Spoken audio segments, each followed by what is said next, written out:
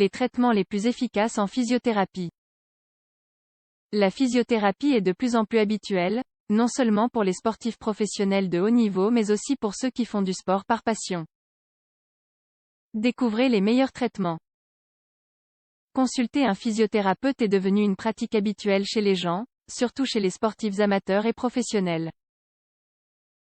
Chez ces derniers, les exigences et le niveau d'entraînement frôlent parfois les limites, et c'est pourquoi accéder à des traitements en physiothérapie pour prévenir de possibles lésions ou pour récupérer le plus rapidement possible de ces dernières est une bonne idée. Nous allons ici parler de physiothérapie sportive et des meilleurs traitements qui sont actuellement réalisés. Cependant, avant de commencer, il est important de préciser un point. Il n'y a pas de réelle différence entre la physiothérapie que reçoit un sportif professionnel et celle que suivent les simples passionnés de sport.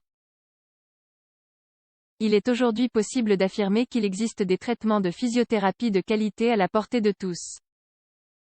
Le plus important est d'avoir un bon physiothérapeute qui soit au courant des dernières avancées, étudie, se forme en continu et utilise des thérapies qui soient appuyées par des évidences scientifiques et cliniques, en d'autres termes, qui soient valides et qui fonctionnent. Y a-t-il des différences entre les lésions d'un sportif professionnel et celles d'un sportif amateur? Dans un premier temps, il faut bien garder à l'esprit que la principale raison expliquant l'apparition d'une blessure est un excès de charge sur un tissu, muscle, tendon, ligament, etc., qui n'est pas capable de supporter cette tension. Ceci peut se produire de façon aiguë ou chronique, quand elle est moins intense mais dure dans le temps. En plus de cet excès de charge, différentes choses peuvent avoir une influence, les biomécaniques, les techniques d'entraînement, la mauvaise préparation physique, le manque de repos, l'alimentation, entre autres. Ces facteurs ont tendance à aggraver le motif principal des lésions. Par conséquent, si nous prenons tout cela en compte, nous pouvons dire qu'il n'y a pas de différence entre la lésion d'un sportif professionnel et celle d'un sportif amateur. La disparité entre les deux réside dans le besoin du sportif professionnel de rester actif et d'être en condition pour participer aux compétitions. Ceci constitue même la partie la plus difficile et la plus déterminante dans la récupération. Le succès réside dans l'équilibre entre l'entraînement et le repos. Enfin, et c'est un point tout aussi important, le physiothérapeute a, à sa portée, des équipements d'échographie avec des outils d'évaluation et de traitement, ce qui suppose un progrès énorme dans la qualité et la sécurité des traitements qu'il réalise. Tout cela marque un avant et un après dans la physiothérapie que nous connaissons. Beaucoup de gens pensent encore que cette discipline est synonyme de massage, d'infrarouge et de TENS, mais nous sommes au XXIe siècle et ceci a beaucoup changé. Quels sont les traitements avancés qui existent aujourd'hui en physiothérapie? Les traitements de physiothérapie ont changé au fil du temps et se sont adaptés aux nouvelles technologies. Même si des thérapies manuelles sont encore pratiquées, elles ne constituent plus la seule option possible. Aujourd'hui, beaucoup de salles de rééducation disposent de nouvelles machines qui optimisent le travail du physiothérapeute. Voyons cela de plus près. Échographie appliquée en physiothérapie. En réalité, l'échographie appliquée en physiothérapie n'est pas un traitement.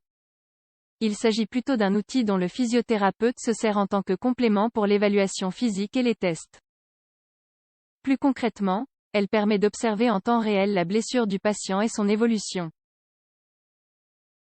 De cette façon, on obtient des informations plus précises sur le type de lésion, l'endroit où elle se trouve, les durées de récupération, si ce sportif peut jouer ou non, et déterminer le traitement qui convient le mieux. Si l'échographie représente les yeux du professionnel, les aiguilles, type acupuncture, sont devenues le complément de ses mains. Elle permet d'accéder à n'importe quelle zone blessée et d'utiliser l'aiguille en tant que traitement ou électrode pour appliquer une forme d'électrothérapie dans des zones concrètes. La somme de ces deux outils, échographie et aiguille, aide à obtenir des résultats pertinents en quelques séances. La seconde doit toujours aller de pair avec la première pour garantir un travail sûr, précis, et avec les plus grandes garanties pour le patient. Électrolyse percutanée intratissulaire. L'électrolyse percutanée intratissulaire, EPI, a été créée en Espagne il y a 20 ans par le physiothérapeute José Manuel Sánchez. Cette technique a révolutionné la physiothérapie. Elle raccourcit en effet les délais de récupération et la symptomatologie des sportifs qui sont atteints de lésions du tendon. Ces lésions se produisent généralement à cause de changements dégénératifs dans les fibres de collagène car le processus de régénération du tendon ne se fait pas. L'EPI permet de réduire les symptômes dans la zone blessée, de modifier le pH et de favoriser le processus inflammatoire à la source de la lésion, et donc la récupération. Ce traitement s'utilise aussi pour des blessures musculaires, dans les ligaments, les bourses et les ganglions. Il consiste à placer une aiguille guidée à travers l'échographie juste dans la zone de la blessure, pour ainsi appliquer un courant continu ou galvanique et obtenir les effets précédemment mentionnés. Neuromodulation fonctionnelle. Peu de gens savent en quoi consiste cette technique. Cependant, dans quelques années, elle fera beaucoup parler d'elle car elle est en train de changer la façon de travailler des physiothérapeutes ainsi que les traitements, surtout chez les sportifs. La neuromodulation permet d'améliorer le rendement sportif de ces derniers et de prévenir des lésions. Il s'agit d'une technique valide pour n'importe quel patient. Ce traitement a été développé par le Dr. Alejandro Elorriaga, médecin du sport espagnol. Il consiste à stimuler différents points du système nerveux périphérique avec un courant, à travers des aiguilles. C'est une intervention indolore qui permet de générer des changements durables, et en temps réel, sur la capacité de contraction musculaire. En outre, il contribue à moduler les informations sensibles pour réduire la douleur et intervient sur le système nerveux autonome. En d'autres termes, c'est un traitement qui touche le système nerveux, chargé de diriger les fonctions du corps. Ponction sèche.